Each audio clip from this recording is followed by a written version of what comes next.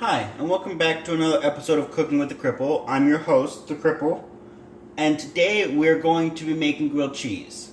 Now, I've got three types of cheeses. I've got Colby Jack, Pepper Jack, and mozzarella, and we're going to be putting them.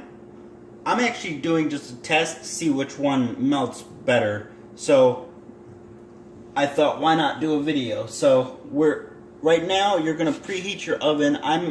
I have it like 1 or 2 ticks past medium, and you want to get this nice and hot. And some people put the butter directly into the pan. I found that it makes my bread soggy, so because it kind of sits there and it's just not good. So you want to preheat your oven, get it nice and, or not oven, your stove, and get the pan nice and hot. And you want to butter. The recipes that I've followed said to butter both sides, but I'm only going to butter one because this is kind of an experiment for me, just to see if the buttering of both sides actually helps it out any. But yeah, you want to use a non-stick pan for this because you don't want your excuse me, you don't want your sandwich to stick to the thing, to the bottom of the pan and then burn. But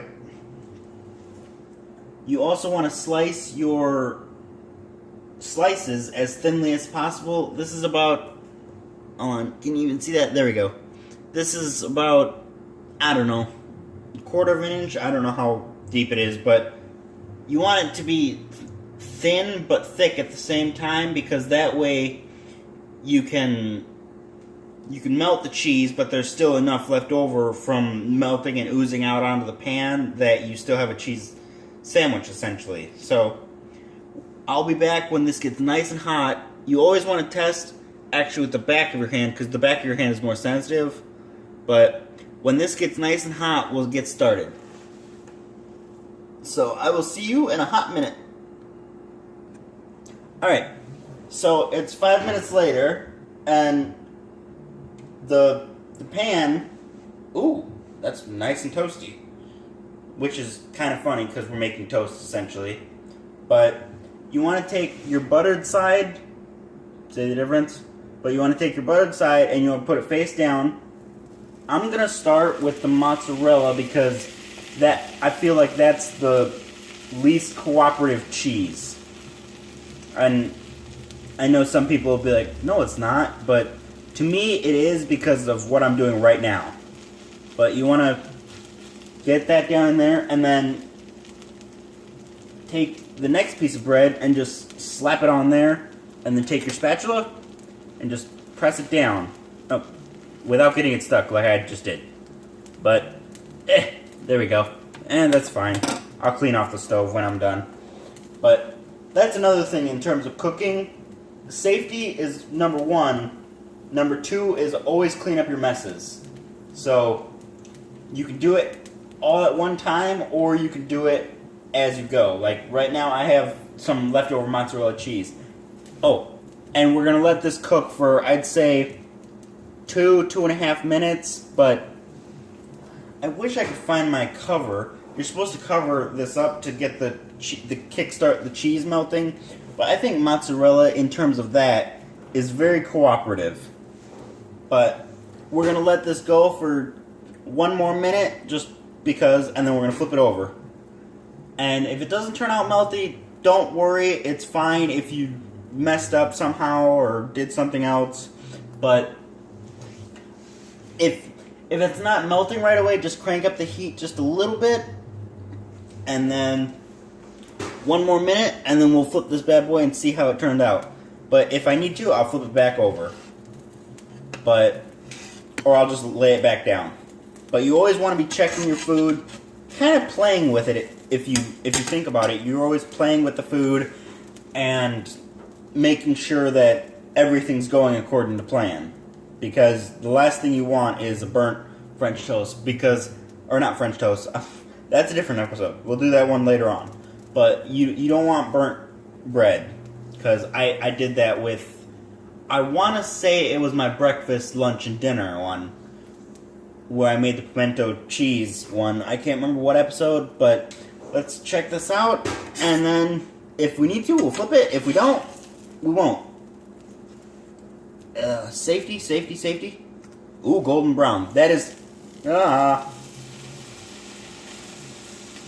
Boom. That is perfect. That is the best toasting I've ever done. So, on mine, it's going to be 3 minutes on each side. On yours, it might be 2 minutes. It might be 5. Like, when it comes to cooking is not an exact science. I know I keep explaining this, but it's really something that the cooking shows, like the Food Network and all that stuff, they don't explain that. And cooking is not an exact science. Like your stove might be different than mine, and you might only need to cook it for 30 seconds. I don't know, but that is looking beautiful, and that's it. I want to actually get a close-up on that, because that is the best golden brown that I've ever done in my life, because the last one I made turned out burnt. But we're going to let this go for 2 more minutes, and then we'll do the other 2 sandwiches, and then we'll do the taste test. This is going to be a really short, easy video that you can make basically at any time you want to. Like, there's no set time for grilled cheeses. But it does go great with some tomato soup. Maybe I'll make that tomorrow. Maybe I'll make the full meal tomorrow, and this is just a teaser. Yeah, this will be just a teaser trailer. But, yeah, we're going to let this go for 2 more minutes, and then I'll be back for the next sandwich. But these types of sandwiches are the ones that I'm kind of anxious about, but really excited about. So you just want to take it and put it right in the middle.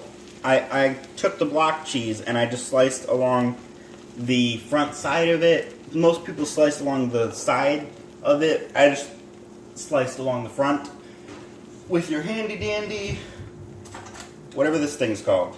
I don't know what this thing's called. Your cheese slicer, I guess it's called. But, oh, shoot, I forgot to put on the next one.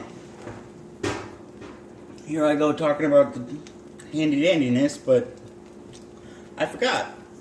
And if you have any leftover cheese, I don't know if you can see it, but you can just make a cheese thing, whatever it's called, a cheese crisp. That's the word I was looking for. But move this over, and then take this bad boy off, and when it hardens, it's going to be delicious if I don't mess it up. But that's okay. I'm learning, so it's fine.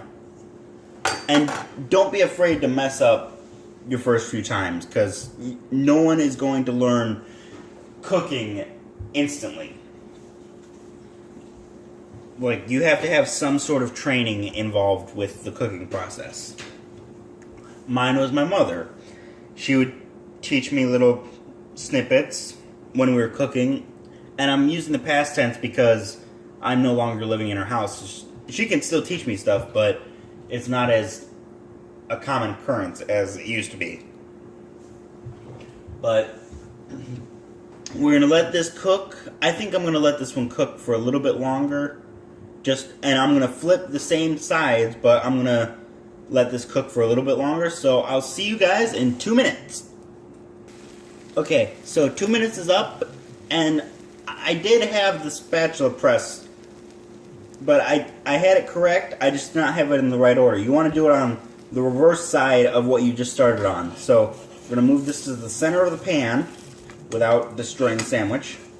And the cheese. The cheese is the most important part. But we're going to let this cook for a little bit longer. I'd say about 3 minutes starting now. So I will see you guys. I'm saying so way too much. But that's okay. And I'm sorry for not recording as often as I would, but my house was a mess and I was not feeling great, so it took me a while to get back into the swing of things and get my butt out of bed, essentially. So I'm sorry, but you guys should expect regular videos from me from now on. So I will see you guys in exactly 2 minutes. But another reason why you want to use, we've got 1 more minute to go, but I just thought of something. Another reason why you want to use nonstick is because, I don't know if you can see it. Let me see if I can scoot the camera down. But you see how the cheese is oozing out of the sandwich? You're going to have that no matter, well, if you put a little cheese in it, but what's the point of having grilled cheese if you're going to put a little cheese into the sandwich? But you're going to have oozing cheese, so that's another reason why you use nonstick. But the third reason, or another reason why you use nonstick is because there's no cheese left over. But I've got another plate over here, and then we're going to construct the other one, and we're going to get going. So I'll see you guys in like 30 seconds. If I can find the camera. But we're on our final sandwich, But we're on our final sandwich, and we're gonna cook this down. And I'm actually excited to see how this cheese turns out, because I've never cooked with pepper jack cheese before, and I don't know how well it melts. So this is the experimental part. I knew the other two cheeses were gonna melt because Colby Jack, I'm pretty sure, is Colby and not pepper jack, but like mozzarella or something put into it. But these are the best looking sandwiches I've ever made. And this one is being difficult for some reason. But anyways, I'll see you guys in 2 to 3 minutes. Alright, it's time to flip this one, and let's see how it turned out. Oh, it turned out a little bit darker than the other ones, but that's okay. Some people like theirs darker. So I'm actually surprised at how well this cheese is melting, because I expected it to be a pain. So that's really good. And this is the one with the jalapenos and stuff inside of it. And we'll just see how this turns out. So I will see you guys in exactly 3 more minutes, and then we'll do the taste test.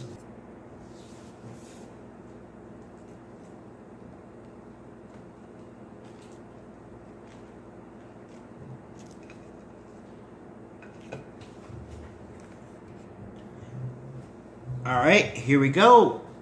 Oh, look at that. Look at that. There we go. Perfect.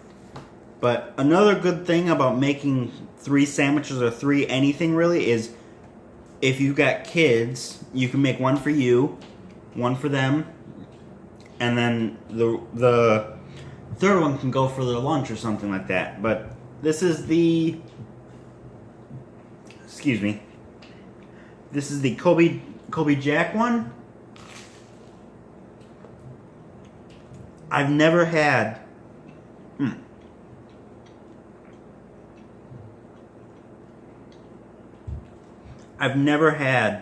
a grilled cheese pull apart like that. Like, you see how the cheese is raised up? I've never had one that pulled like that. So that's really perfectly melted cheese.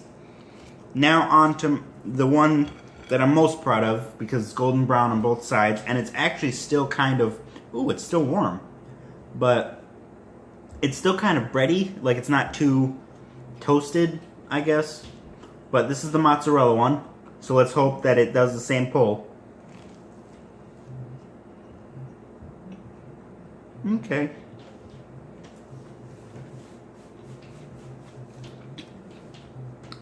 But that one didn't pull as hard. I think it's because I didn't cook it as long, so that's something you learn as you go.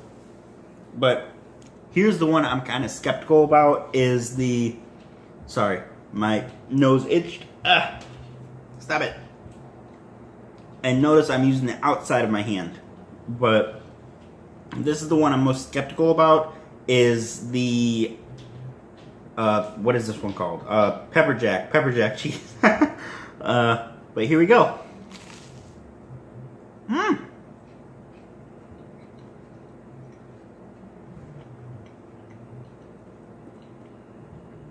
But where's the heat? Like, there's supposed to be jalapenos in here. Did I use the wrong? Oh, there it is. Okay. Oh! But this has been Cooking with the Cripple. I've been your host, the Cripple, and I hope you guys have a Merry Christmas, Happy Hanukkah. those are the only two I know. So I'm sorry if I forget your thing, but Merry Christmas, Happy Hanukkah, Happy Holidays. There we go. That covers everybody. But hope you guys have a great time, and I hope you guys had a wonderful Thanksgiving. I have a lot to be thankful for, and we will see you guys in the next video. Bye-bye.